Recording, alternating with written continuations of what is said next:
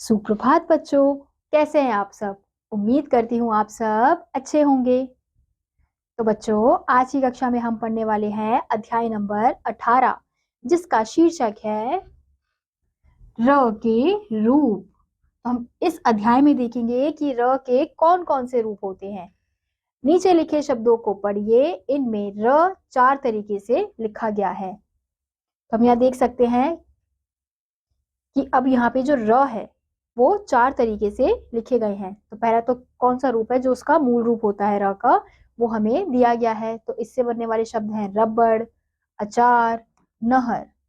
ऐसे ही अगला है र, यानी कि अब र जो है वो व्यंजन के साथ किस प्रकार से मात्रा के रूप में भी लगाई जाती है वो हमें दिया गया है। जैसे वर्षा, यानी कि ये जो है किसके ऊपर लग रहा है, ये अ की मात्रा के ऊपर लग रहा है। ऐसे ही पार्क, सूर्य। ऐसे ही अब अगला र का रूप है जिसमें र जो है वो हर व्यंजन के नीचे लगाई जाती है। प्रणाम, ग्राम और ब्रश। तो हम यहाँ देख सकते हैं कि जो र है वो नीचे लगाए जा रहे हैं हर व्यंजन के साथ। अब अगला जो रूप है र का वो इस प्रकार से होता है, जो ट, ड इन व्यंजन के साथ इस प्रकार से लगाया जाता है। तो अब हम इसका उच्चारण किस प्रकार से करेंगे, ट्रक, ट्रेन, ड्रम।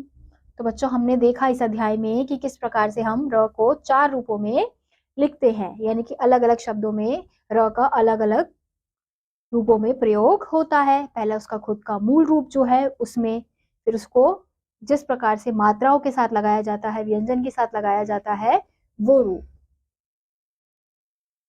एक में हमने देखा कि वो व्यंजन के ऊपर लग रहे हैं, एक में हमने देखा कि वो व्यंजन के नीचे लग रहे हैं, और एक में हमने देखा कि ट, ड इस प्रकार के व्यंजनों के साथ वो इस प्रकार से लग रहे हैं। तो इसी के साथ बच्चों, आज का यह अध्याय यहीं समाप्त होता है।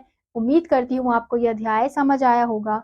मैं आपसे मिलूंगी अगली कक्षा में, तब तक के लिए नमस्कार।